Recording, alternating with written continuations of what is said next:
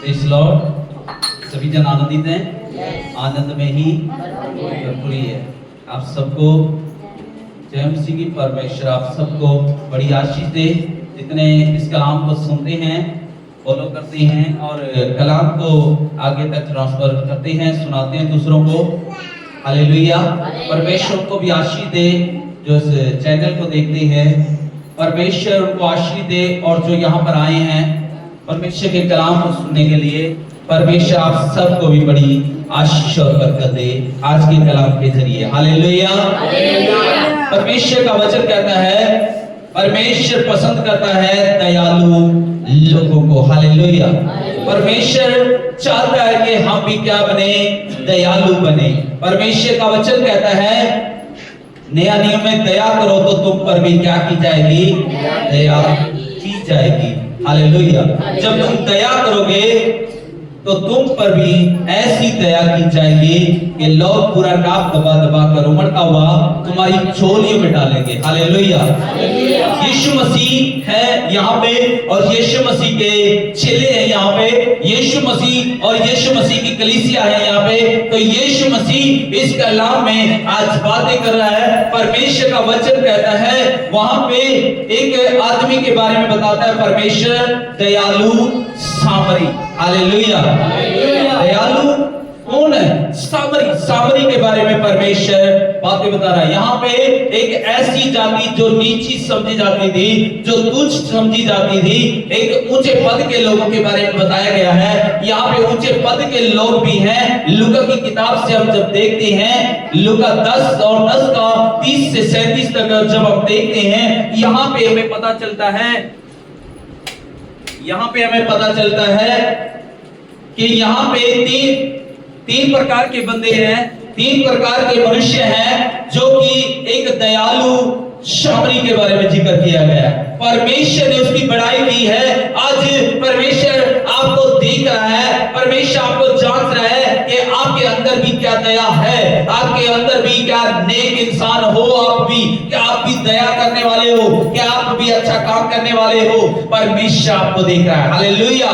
यहाँ पे हमें पता लगता है, सबसे पहले याद रखिए परमेश्वर बताता है कि डाकुओं ने क्या किया है, एक आदमी को वहां पे लूट लिया है। हालेलुया। डाकुओं ने एक आदमी को क्या कर लिया है, लूट लिया, उसके कपड़े तक भी उतार लिए हैं और उसे ऐसा करके चले गए हैं, अधमरा करके चले गए हैं। हालेलुया। उसके पैसे भी लूट लिया, उसका धन भी लूट लिया, उसके कपड़े तक भी उतार लिए हैं और उसे मार करके अधमरा छोड़ करके उसके सांस उसकी धड़कनें चल रही है, लेकिन उसे कोई पता नहीं है कि मैं उठ करके अपने घर चला जाऊं, अपनी फैमिली के पास चला जाऊं। लेकिन वो ऐसे हालात में गिरा हुआ है, उसे कोई भी सवाल नहीं रहा। ऐसे ही समय में 2 मनुष्य आते हैं वहां पे।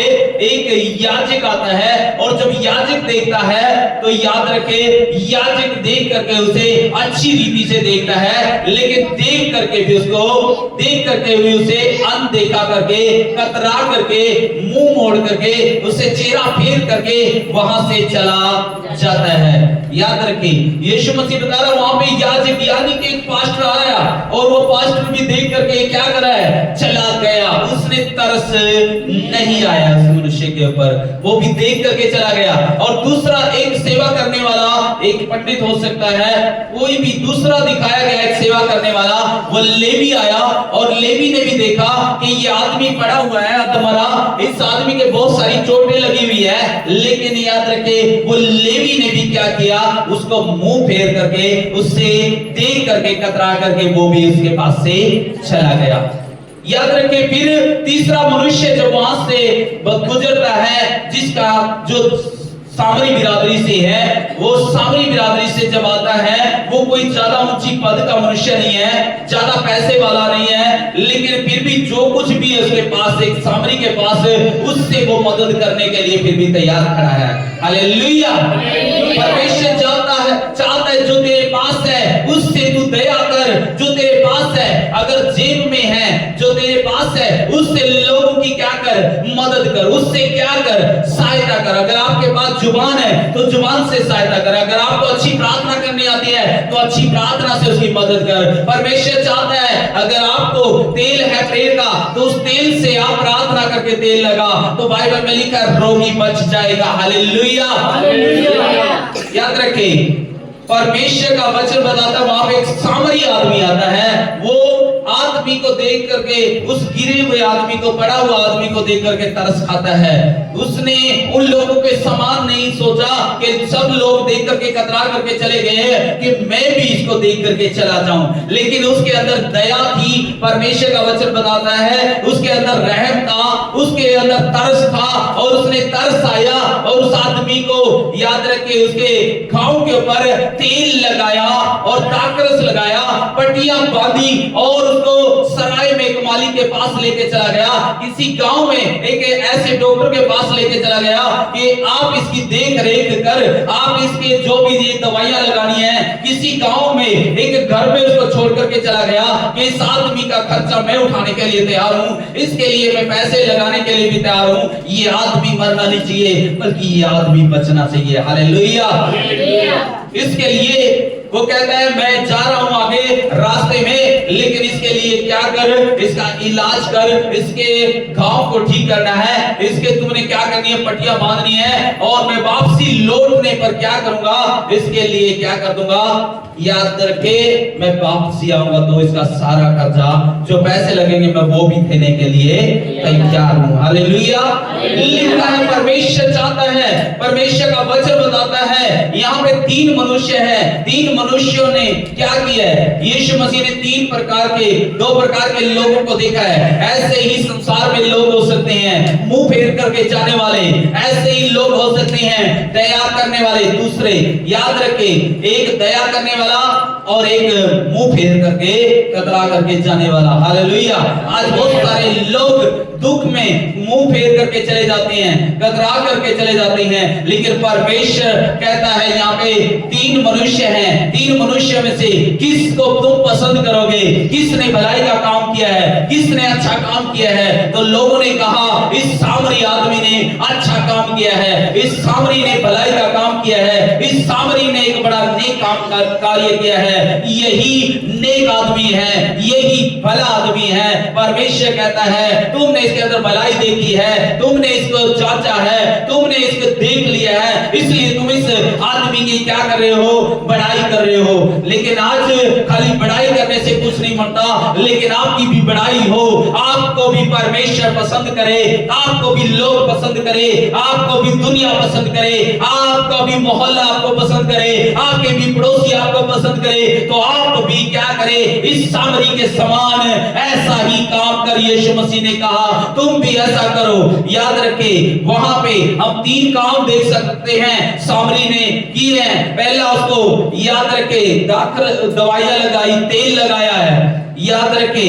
दूसरा उसको गधे पे बैठा करके ले गया गया। तीसरा याद रखे उसको सराय के मालिक के पास छोड़ करके गया है। उसने भलाई करने से पीछे नहीं हटा, उसने 3 काम करे और 3 कामों में दिखाया वो भलाई कैसे करनी है। आज परमेश्वर चाहता है कि हम भी इस रीति से भला करेंगे। तो याद रखे परमेश्वर का वचन बताता है कि भलाई करोगे, याद रखे तुम्हारा भी भला होगा। हालेलुया। लिखा है दया करो तो तुम पर भी दया की जाएगी। अगर आज इस संसार पर तुम दया करते हो, यीशु मसीह ने जगत से प्यार किया, जगत पर दया की, जगत को बचाने के लिए वो जमीन पर आ गया। लिखा यूना 3:16 में परमेश्वर ने जगत से ऐसा प्रेम किया कि उसने अपने इकलौते पुत्र को दे दिया ताकि जो कोई इस पर भरोसा करेगा, विश्वास करेगा, वो नाश नहीं होगा बल्कि अनंत जीवन का हकदार बन जाएगा। आज परमेश्वर चाहता है कि आप भी परमेश्वर के समान दयालु बने। परमेश्वर ने संसार पर दया की, परमेश्वर ने दया दिखाई, आज हमें भी दया दिखाने की जरूरत है। याद रखे यहाँ पे सामरी आदमी ने दया दिखाई, उसको दुख में खड़ा हो गया, दुख में परेशानी में उसका साथ देने के लिए खड़ा हो गया। परमेश्वर चाहता है कि आज आपकी बारी है, क्या आप भी ऐसे ही दुख में उसको उठाते हैं, ऐसे ही परेशानी में उसकी मदद करते हैं? क्या आप भी ऐसे ही अच्छे पड़ोसी हैं? परमेश्वर कहता है असली अच्छा पड़ोसी वो है जो आपके दुख में काम आता है। असली पड़ोसी वो है, उस पर विश्वास कर, उस पर भरोसा रख, वही तेरा असली पड़ोसी है, जो दुख में तेरे साथ खड़ा है, जो तेरी सहायता कर रहा है, जो तेल लगा रहा है, जो मरहम लगा रहा है, पट्टियां याद रखे उस मरहम पे, उस दुख के ऊपर पट्टियां बांध रहा है, तेल लगा लगा करके दवाइयां लगा रहा है। हालेलुया।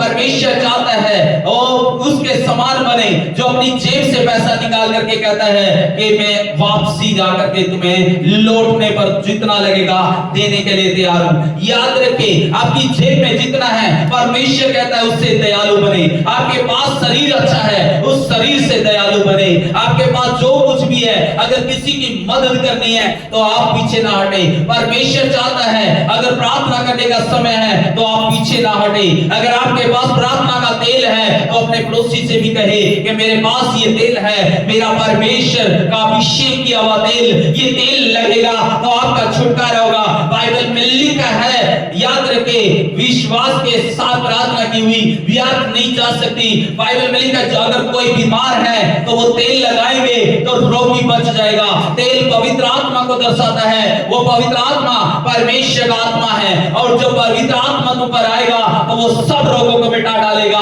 सब बीमारियों को खत्म कर देगा, सब तकलीफों को खत्म कर देगा। वो मरहम और पट्टी जो याद रखे एक दया को दिखाता है, वो परमेश्वर का वचन जब आप बांटोगे तो लोग आशीष हो जाएंगे, उनका जीवन बदल जाएगा, उनका मन स्वभाव बदल जाएगा।